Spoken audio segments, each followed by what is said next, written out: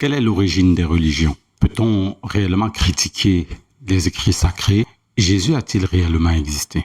Des questions qui sont blessantes, parfois choquantes, un sujet qui est beaucoup chargé d'émotions, un sujet que pourtant nous devons traiter dans cette vidéo.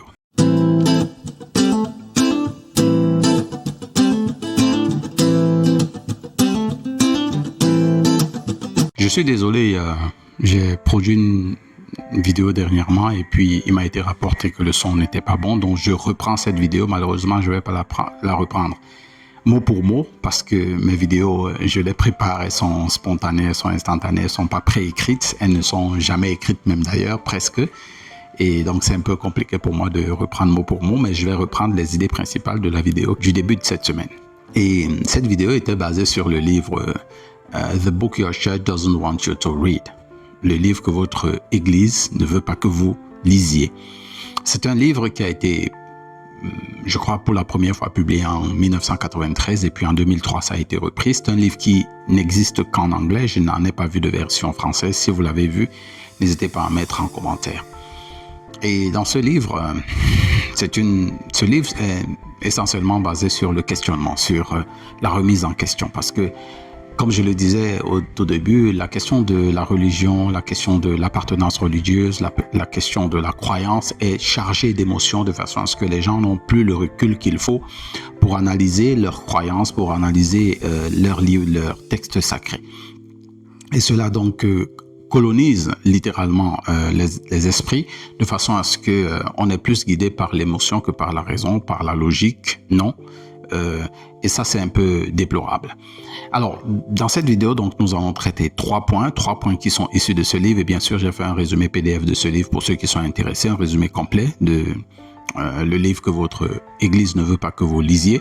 J'ai fait un PDF complet dessus avec tous les points que les différents auteurs de ce livre abordent. Alors, ce livre a été, il est dirigé, son écriture est dirigée par Tim Lindom. Mais il n'est pas le seul, il y a plusieurs personnes qui ont écrit dans ce livre et puis c'est extrêmement intéressant, extrêmement savoureux, mais extrêmement parce que ça fait vraiment appel à l'esprit critique. Commençons donc avec le premier point qu'aborde le collectif que mène Tim Lindom dans ce livre, les origines de la religion. Alors, notons que je n'ai pas pris les points en ordre, je les prends comme je les sens pour que je vous offre de façon suivi les points que je vous offre. Donc, le premier point que nous allons aborder, c'est le point de l'origine de la religion. Alors, pourquoi ce point est important? Parce il faut bien se poser la question, est-ce que les religions sont de création humaine ou bien les religions sont de création divine?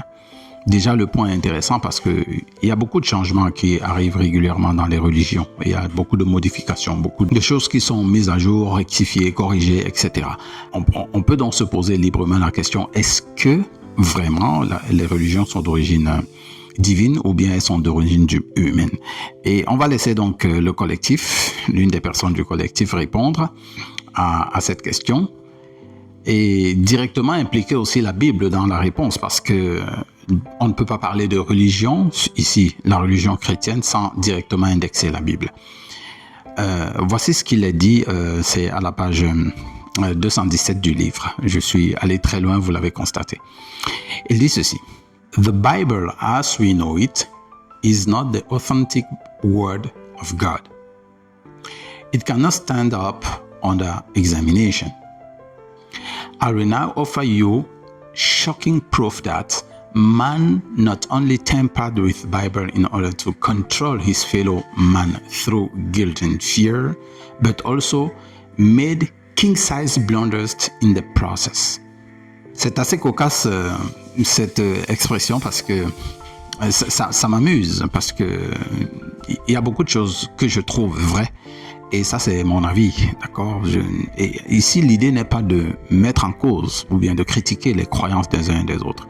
Non, pas du tout. L'idée n'est pas ici d'insulter les gens ou bien de mépriser leurs croyances et les choses auxquelles ils ont cru ou bien qu'on leur a fait croire. Absolument pas. L'idée ici, c'est de repositionner l'état d'esprit et de recommencer à se poser les bonnes questions. Lorsque l'équipe de Tim Lindom utilise l'expression ici que la Bible n'est pas le livre de Dieu, et il apporte des preuves. Le chapitre qui parle de cela. Le titre de ce chapitre, c'est péché originel. Et l'un des péchés sur lesquels il met le doigt pour démontrer cela, et il a utilisé 2 livres. Le livre de la Bible, il s'agit de 2 Rois chapitre 19 et de Isaïe chapitre 37.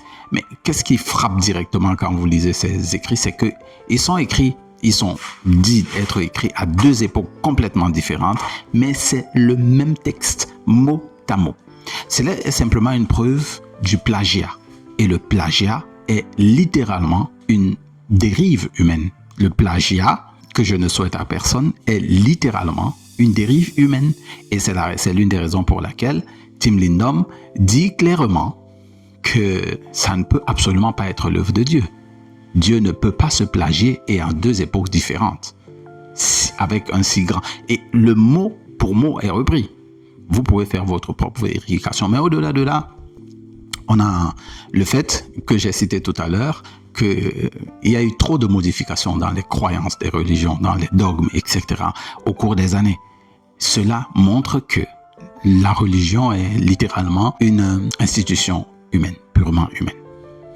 Le deuxième point que nous allons aborder, c'est le point de est-ce qu'il faut vraiment critiquer le livre saint, les saintes écritures ou la Bible? Pour beaucoup, c'est un livre sacré. Et je ne veux en rien enlever le caractère sacré que les gens donnent à ce livre. Et chacun est libre d'aborder la question de cette façon. Chacun est libre de ses convictions, chacun est libre de ses pensées. Mais il y a le point à la page 297. Il y a une confrontation entre un monsieur qui est né de nouveau et puis un professeur laïque dans cette page. Et cette confrontation m'a assez édifié parce que le professeur laïque met le doigt sur des éléments qui sont assez factuels que tout le monde peut vérifier et que malheureusement le né de nouveau, lui, il expliquait simplement comme étant un miracle, comme c'est le remède à tout ou bien la réponse à tout. Pratiquement, lorsque vous discutez avec beaucoup de ces personnes qui ajoutent foi à la religion et à la Bible, ce qui est leur droit. Découvrons déjà ce que le collectif Tim Lindom dit à ce sujet. If an intelligent, rational artificer of the universe existed or still exists, and at some time provided for rational self-disclosure to human beings, then that revelation has yet to be identified as such. Certainly, it cannot be the book called the Holy Bible, for that collection of writings is full of contradictions, misstatements of fact, and conflicting interpretations. Et ensuite, ou du moins bien avant, il a cité pas mal de livres qui se contradisent. Par exemple, 1 Corinthiens chapitre 1 verset 20 qu'il a cité, 2 Colossiens chapitre 2 verset 18 qui mettent en lumière le fait que les hommes, les êtres humains ne sont pas sages, ce qui n'est pas vrai avec les progrès technologiques que nous voyons autour de nous. Il a mis aussi quelque chose d'assez remarquable, le fait que comment ça se fait qu'un humain qui a un jour peut directement parler. Oui, on va expliquer par le miracle, mais ça, la science ce n'est pas logique, ça n'a aucune logique. En Genèse chapitre 2 verset 19. Il a parlé aussi d'Isaïe, de Psaume, en Isaïe chapitre 11 je crois, le Psaume chapitre 24 et de Job. Dans les 2 premiers versets, on parle de la terre qui est plate. Donc la façon dont c'est structuré démontre que la terre est plate. Mais en Job, la terre est finalement ronde. Finalement, pourquoi est-ce qu'il y a 2 contradictions si profondes dans un seul livre? Voilà des faits qu'il donne qui légitiment le fait de pouvoir critiquer ou bien remettre en cause le livre saint, que les saintes écritures ou bien la Bible, etc., etc. Donc, il est donc intéressant de se poser la question, est-ce que vraiment ce livre va tenir face à la critique?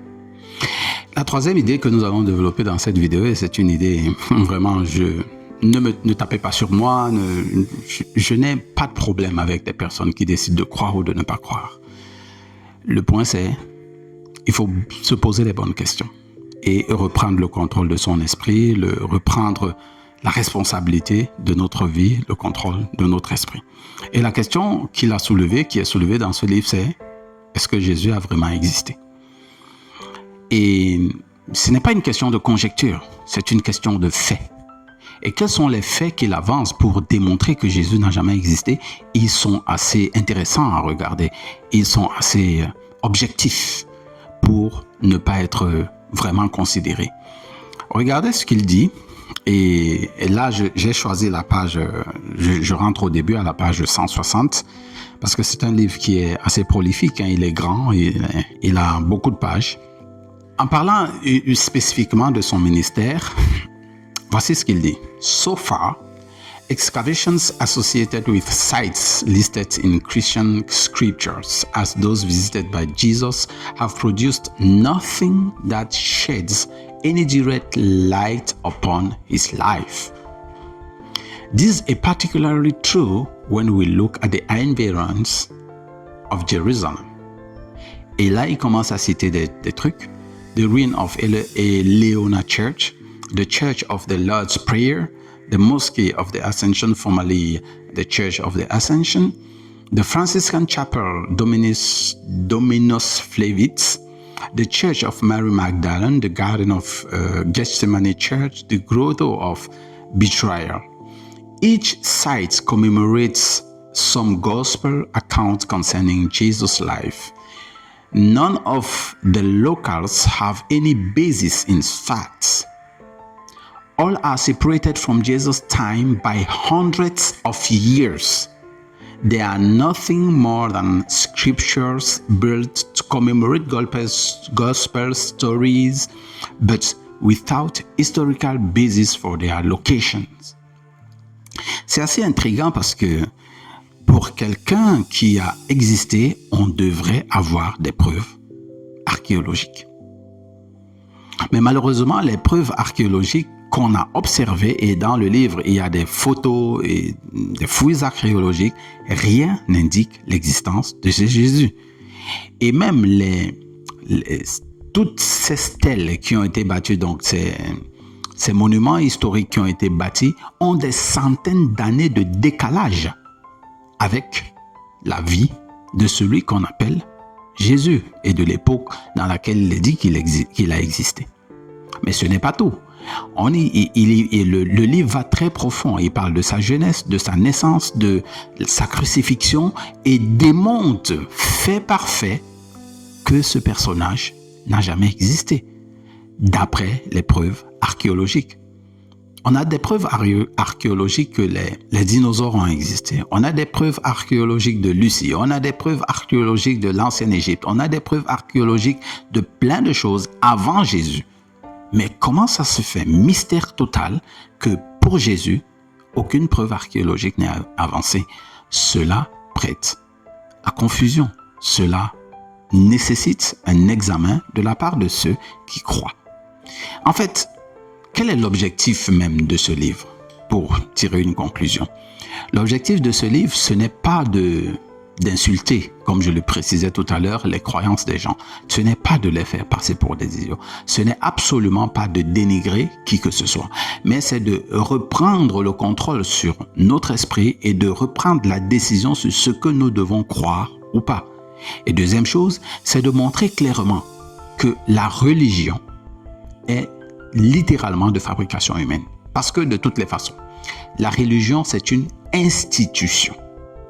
La religion, ce n'est pas la Bible, ce n'est pas le Coran, ce n'est pas ces textes religieux, absolument pas. Et même lorsque vous y regardez au plus profond, ces personnes charismatiques, que ce soit Jésus, Bouddha, Mohammed et tous ces gens-là, n'ont pas véritablement créé des religions. Les religions se sont instituées bien après eux, ce qui démontre clairement qu'il s'agit des institutions créées par l'homme. Et comme je le disais au début, le taux élevé de changement qu'il y a dans les doctrines, etc., démontre que littéralement que c'est une fabrication humaine. Depuis des centaines de milliers d'années, la pesanteur est la même, le soleil est le même, ça ne change pas. Pourquoi est-ce que les doctrines changeraient si ce n'était pas une fabrication humaine? Voilà ce que j'avais à partager dans cette vidéo. Je m'excuse vraiment que le micro n'ait pas bien fonctionné dans la vidéo précédente et j'espère que vous allez apprécier cette vidéo. Si c'est le cas, vous faites un j'aime, vous partagez aux personnes à qui vous pensez que ce serait utile. Bien sûr, on n'insulte personne, on ne dénigre la foi de personne, la croyance de personne, absolument pas. Tout ce que nous réclamons, c'est de continuer de s'éduquer parce que c'est l'éducation qui fait la différence entre les hommes. Continuez à vous éduquer et soyez différents. Rendez-vous à la prochaine vidéo.